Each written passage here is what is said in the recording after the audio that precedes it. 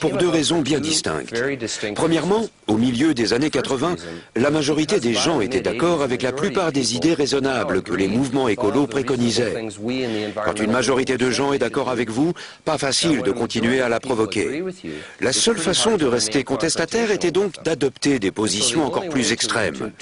Quand j'ai quitté Greenpeace, ils étaient en train de se mettre d'accord sur une campagne interdisant le chlore dans le monde entier. Je leur ai dit, mais il fait partie du tableau de classification périodique des éléments. Je ne suis pas sûr que notre juridiction permette d'interdire entièrement un élément chimique. Et deuxièmement, l'extrémisme écologique a vu le jour à cause de l'échec du communisme. Le mur est tombé. Et beaucoup de pacifistes et de militants politiques se sont alors tournés vers le mouvement écologiste en amenant avec eux leur néo-marxisme. Ils ont très intelligemment appris à manier la langue des Verts pour masquer des programmes plus proches de l'anticapitalisme ou de l'antimondialisation que de l'écologie ou de la science. La gauche a été légèrement désorientée par l'échec manifeste du socialisme et bien plus encore du communisme, de la forme de communisme qu'elle avait adoptée. Elle est restée anticapitaliste, mais elle a dû trouver un nouveau prétexte à son anticapitalisme. Ça a donné une alliance étonnante allant de Margaret Thatcher à droite jusqu'aux écologistes anticapitalistes d'extrême gauche. Et c'est ce qui a donné un grand élan à cette idée farfelue. Au début des années 1990, la théorie du réchauffement planétaire provoqué par l'homme ne revêt plus un caractère excentrique. Elle donne lieu à une campagne politique à grande échelle qui attire l'attention des médias, ce qui lui vaut un supplément de financement public.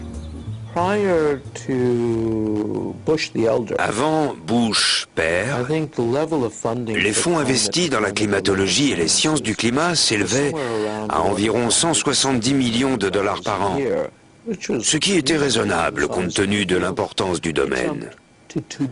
Le budget est ensuite passé à plus de 2 milliards par an, soit un facteur de plus de 10, d'où des changements considérables.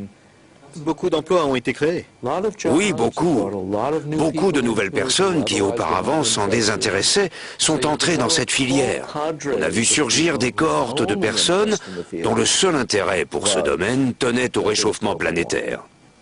Si je voulais faire de la recherche, disons, sur les écureuils du Sussex, et ceci est valable depuis les années 1990, je remplirais ma demande de bourse en disant « Je souhaite réaliser une étude sur le comportement de collecte des noisettes chez l'écureuil au regard de ses effets sur le réchauffement climatique. » Et ainsi, j'obtiendrai de l'argent. Si je mets cette référence, il se peut qu'on ne me verse rien. Nous sommes tous en concurrence pour obtenir des fonds. Et si notre domaine d'étude suscite des inquiétudes, nous aurons d'autant moins de peine à justifier l'allocation de fonds dans le domaine en question.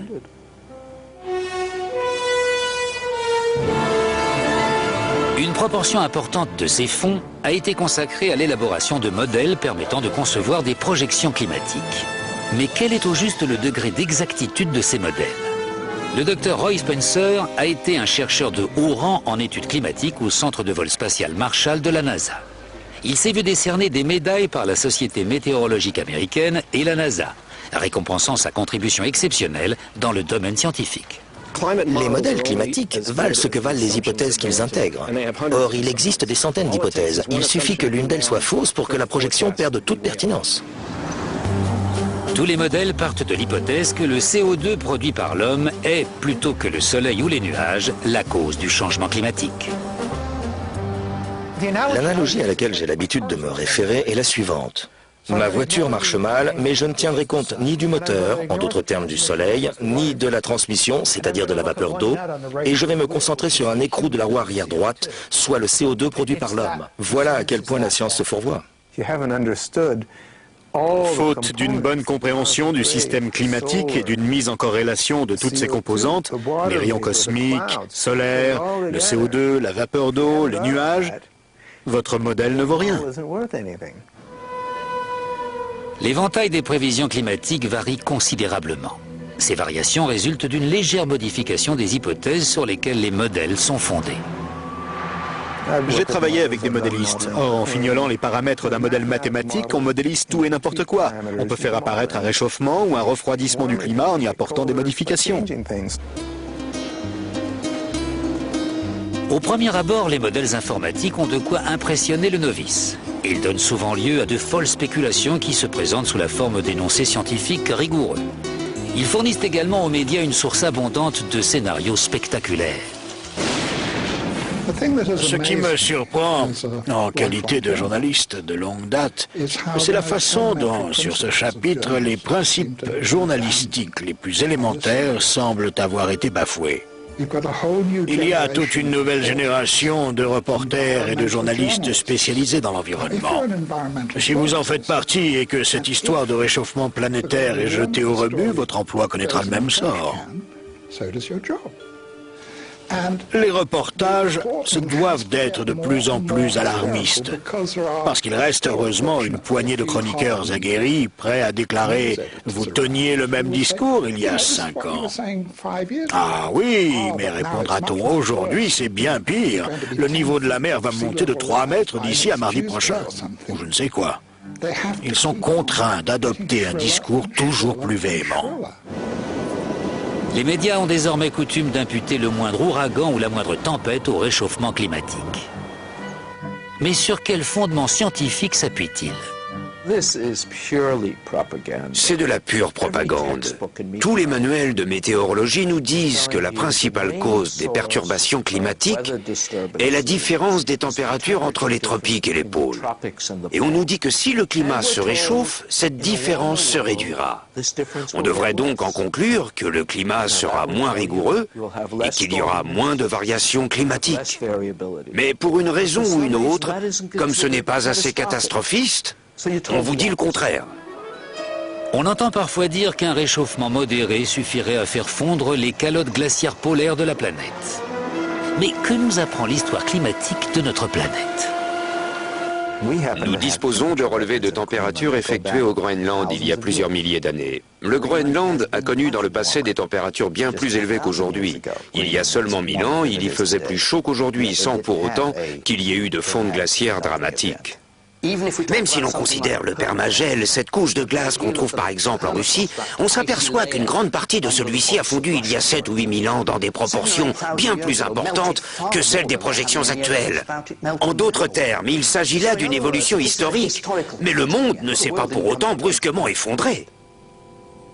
Le professeur Seyunichi Akasofu dirige le centre de recherche arctique de l'Alaska, le plus important institut du monde en la matière.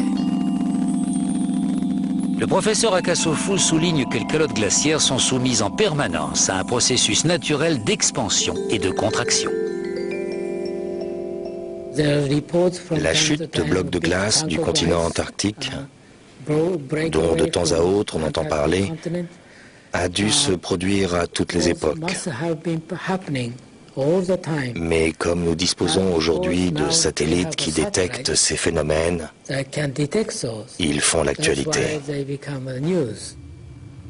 Je vois tous ces programmes télévisés relatifs au réchauffement planétaire, montrant de grands blocs de glace qui s'effondrent sur les bords des glaciers.